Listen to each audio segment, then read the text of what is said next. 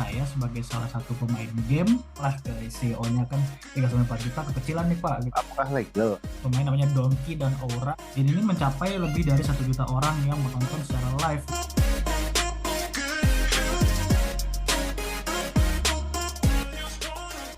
Terus saya jadi penasaran nih, sebetulnya apakah ada perbedaan antara bermain games untuk bersenang-senang tadi untuk hiburan dan bermain Oke, games untuk kompetisi e-sport?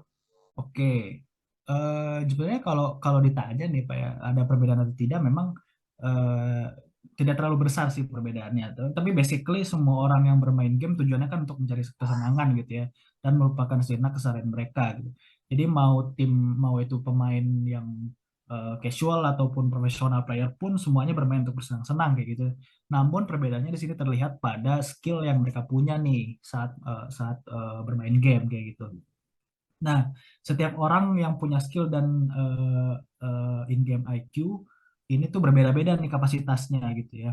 Nah, jadi kalau teman-teman mau tahu game IQ ini sendiri adalah sebuah hal yang bisa dilihat dari beberapa faktor gitu ya, seperti satu nih pergerakan mereka selama game untuk mencapai objektif. Terus eh, yang selanjutnya bagaimana mereka menyesuaikan komposisi hero saat melakukan draft pick. Ini kita ambil contoh di Mobile Legends ya teman-teman ya. Kalau soalnya kan saya expertise-nya di sini.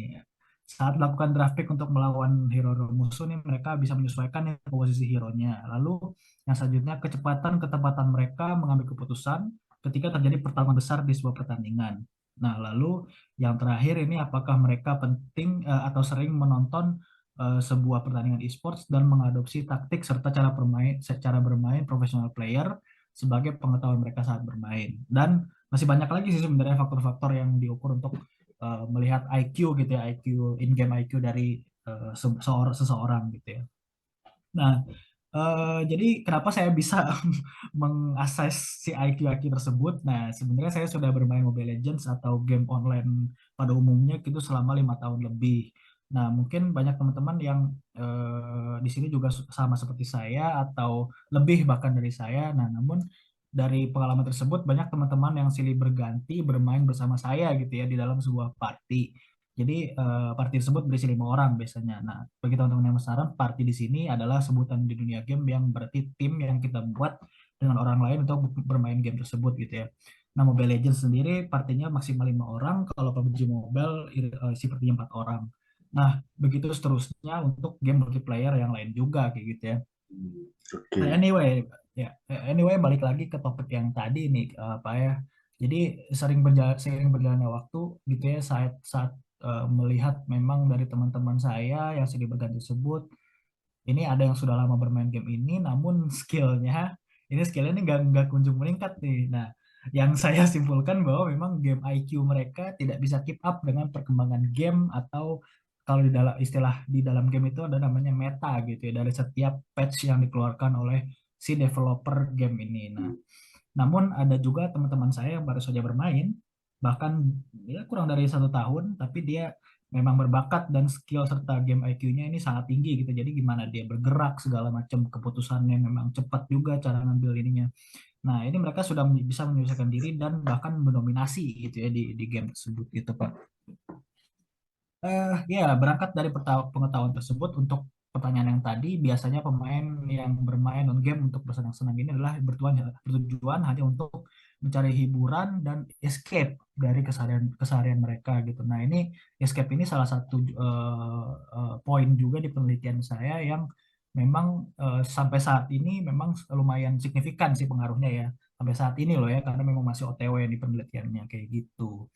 Nah, sementara pemain yang bermain untuk kompetisi e-sports adalah mereka-mereka yang punya skill dan game IQ tinggi sehingga mereka sadar bahwa skill dan game IQ tersebut bisa mereka pakai untuk menghasilkan uang dan dari berbagai kompetisi yang ada dan diselenggarakan oleh pihak manapun untuk game tersebut kayak gitu, Pak. Oke, jadi itu beda antara Antara eh, betul, main game buat senang-senang dan pemain game betul, yang betul, e-sport betul, ya. betul, Pak. Oke, nah berdasarkan pengalaman Irfan sendiri nih sebagai gamer dan Ya, ya, sebagai penonton e-sports ya, ya, apa ya. sih yang membuat sebuah kompetisi atau pertandingan e-sport itu seru dan menarik untuk ditonton? Oke, Hmm. berkaca dari pengalaman saya pribadi, pertandingan e-sports yang seru atau menarik ini lihat dari siapa ya tim yang bertanding sih biasanya. Jadi siapa aja tim yang bermain, misalnya nih tim-tim besar kayak misalnya kalau di Mobile Legends itu RRQ Hoshi versus EVOS Legends misalnya. Nah, itu kan kalau misalnya teman-teman yang main ML juga tahu itu kalau itu sebuah El Clasico gitu ya. Kalau di bola namanya El Clasico, kalau di Hmm. kita juga ada namanya El Clasico gitu ya. Nah, bagaimana terus faktor lain juga kayak bagaimana build up ke pertandingan tersebut. Kayak contoh misalnya apakah ada konflik antara tim, konflik ya dalam tanda kutip, bukannya pukul-pukulan atau gimana, tapi kayak ada trash talk atau kayak gimana gitu ya. Nah, itu bikin bikin seru tuh di sebuah pertandingan e-sports. Nah, serta momen-momen epic yang terjadi di dalam game ketika pertandingan berlangsung. Nah, biasanya kalau momen-momen epic ini tuh kayak misalnya ada, kalau teman-teman tahu ada momen dulu, ada momennya LJ yang dia Kufra itu melakukan ultimate yang mendapatkan 5 orang dan langsung comeback. Nah, seperti itu tuh yang maksudnya simfoni-simfoni of skill dan apa ya, kayak momen-momen yang bisa membalikkan keadaan, seperti itu sih yang saya cari dalam sebuah pertandingan e-sports kayak gitu. Oke. Nah, begitu Pak. Jadi jika tim-tim yang bertanding ini adalah tim besar, ini juga biasanya pengetahuan yang kita dapat juga lebih banyak, dan biasanya high level play atau yang benar-benar momen-momen kayak gitu itu banyak terjadi gitu Pak. Makanya lebih seru lah.